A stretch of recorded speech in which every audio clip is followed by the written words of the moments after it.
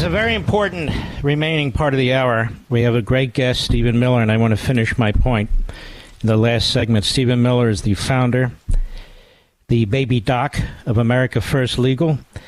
And Stephen Miller, this phony law, which the media are touting, the Democrats are touting, Biden's touting, and the rhinos are touting, the same establishment that's destroyed our border, the same president who set a fire on our border. Let me get this right, and you can fill in the details. It enshrines illegal immigration and historic records. In fact, it makes illegal immigration easier because you don't even have administrative law judges anymore. You just have asylum officers who are all left-wing bureaucrats stamping asylum. People can get a job the day after they get this asylum rather than waiting 6 months. And even the border wall, they can build it. They can spend the money as late as 2028, so they're not going to build a wall. And future Congresses can undo this whole damn thing, correct? Yeah, all of what you said is just true.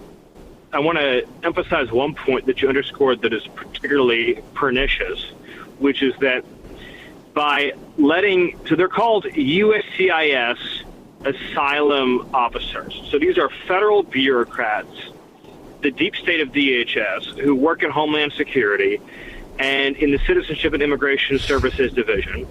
And they are the left of the left of the left. Like where the communists work and live in DHS is in the Asylum Corps. They joined the Asylum Corps many, years and decades ago to help illegal aliens become citizens. So, of course, because Democrats know exactly what they're doing and are quite sophisticated and do nothing by accident, they included the provision in the bill that says that these caseworkers, right, just regular old, low-level bureaucrats, have now a magical power to confer full asylum benefits to an illegal immigrant on their own personal feelings and desires. So if that asylum officer says, congratulations, illegal alien, you're an asylum beneficiary now, that's it, it's done, it's over. What does it mean to be an asylum beneficiary? Most people don't know this. People hear the term asylum all the time, but it's never actually said what it means to be granted asylum. To be granted asylum is to win the lottery of all lotteries in the immigration system.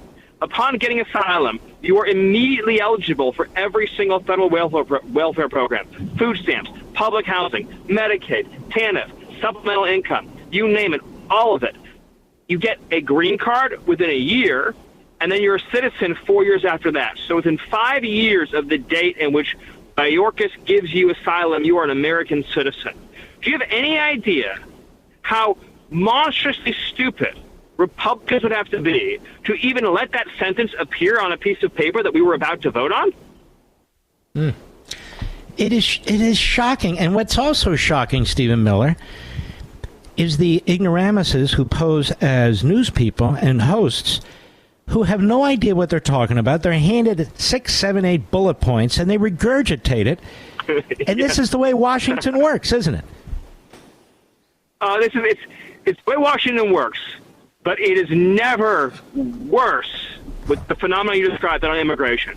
People will cobble together a bill variously of 200 to 2,000 pages, and they'll hand out 7 bullet points, and the media will treat the bullet points as though it were the actual legislative text.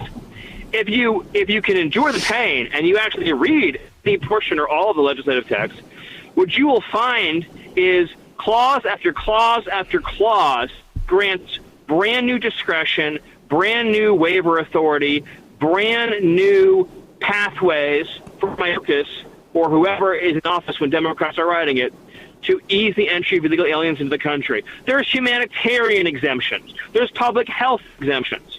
There are exemptions for things called orderly processing. What does it mean? It means whatever Mayorkas wants it to mean. And, of course, Biden has the authority to terminate all of it whenever he wants to, because why wouldn't you? So you have to imagine, again, the stupidity here. Months were spent negotiating a product that actually includes a paragraph that says the guy who created the invasion, Joe Biden, can shut off the emergency whenever he pleases. Mm-hmm. It took months to arrive at that outcome. I mean, you just can't even fathom this level of self-sabotage. I am stunned, and I'm rarely stunned by what I see from Republicans. I am stunned, Mark, by what I read in that bill. And why would Republicans go for this? First of all, I've told the audience, any Republican who is involved in this or votes for this must be defeated, because they have to hate the country as much as the Democrats. But why would any Republican go along with this? I can't fathom why they would. You know, I'm willing to use a pun. I'm willing to give some amnesty to Republicans who heard the talking points. They didn't write the bill. They heard the talking points, and they said, oh, well, maybe, I don't know, maybe let's read the text and see what's in there. Now that the text is out, and all doubt is removed, and there's nowhere to hide and nowhere to run, the only thing any Republican could possibly be saying, kill the bill, kill it now, kill it forever, may it never rear its ugly head again. I mean, Mark, I'm telling you, I've read immigration bills for years. The provisions that they put into this bill are unimaginably catastrophic. For example, again, it creates the ability that's not currently in federal law for even single adult illegal aliens to be automatically sprung from detention if an asylum caseworker thinks they have a credible claim.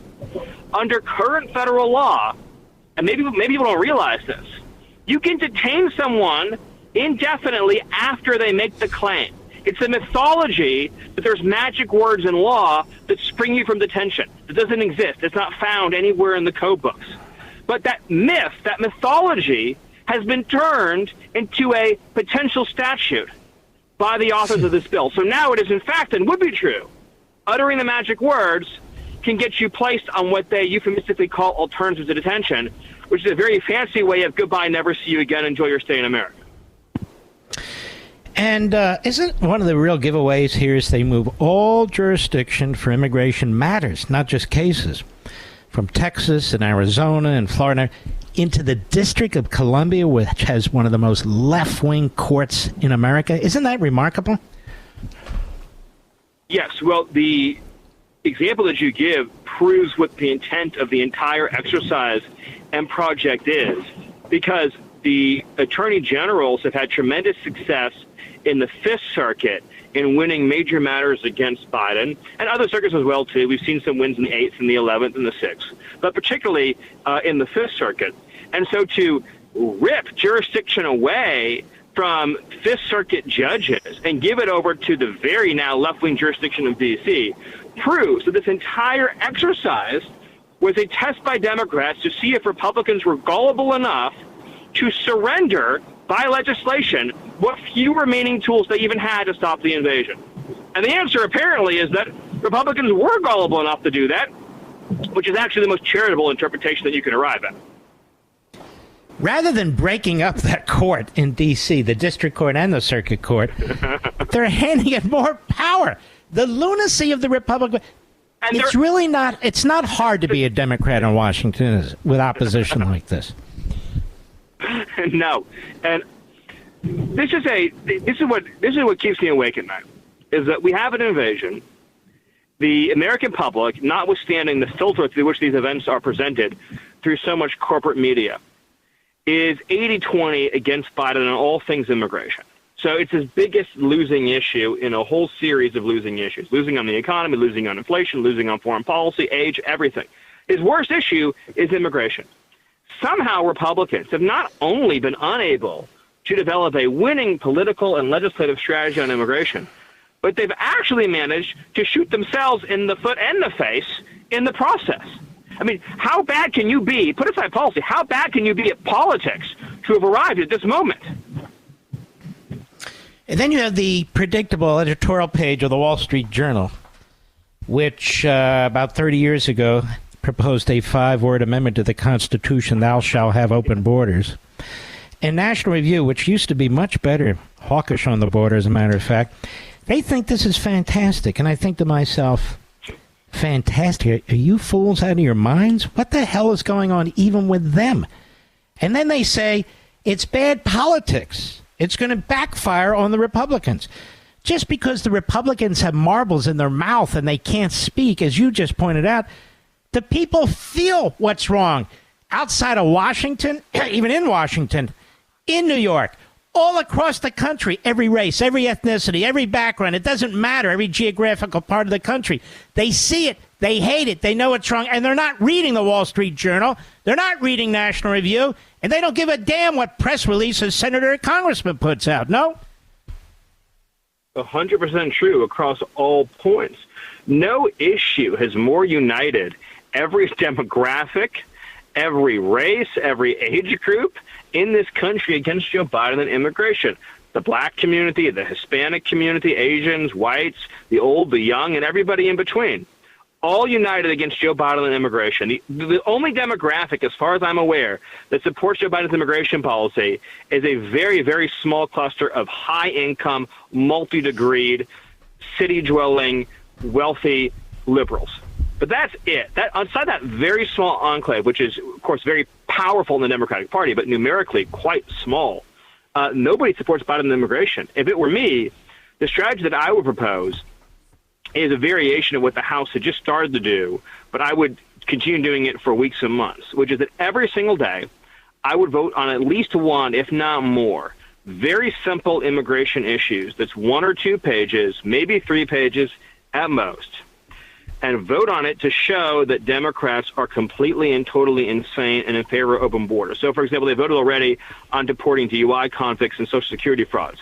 I would just keep that going every day, at least every day, if not multiple times a day, pick one issue, 4 or 5 paragraphs to show that the Democrats are completely insane on every single immigration question, so that by the end of this exercise, the American people will realize it's not just Joe Biden, but it's every single Democrat in Congress and their desire to elect open borders Hakeem Jeffries as Speaker that is the reason why we don't get to have a border in this country. And if you do that in a sustained way and you communicate it in a sustained way, then I do believe that there's a chance here to have a historically successful election in November. But it requires doing the work, having a strategy, communicating a story, having a narrative, and definitely not getting sucked into some bipartisan sellout to give Joe Biden legal permission to keep the border open, which is what that bill is. Joe Biden right now is violating the law. He's engaged in impeachable conduct. Only Republicans think, let's pass a bill to make what he's doing illegally now legal. 100%. And of course, if Trump's elected, they make it that much harder for him to reverse all these things. Stephen Miller, I want to thank you very much. If people want to learn more about America First Legal, where do they go? aflegal.org. That's aflegal.org. And as always, Mark, thank you for leading the charge against this insanity. I can tell you it is making a huge difference here in Washington and far beyond. Well, you're a great man, buddy. We appreciate you very much. Keep at it. Thank you, man. Stephen Miller, a great patriot. He really is.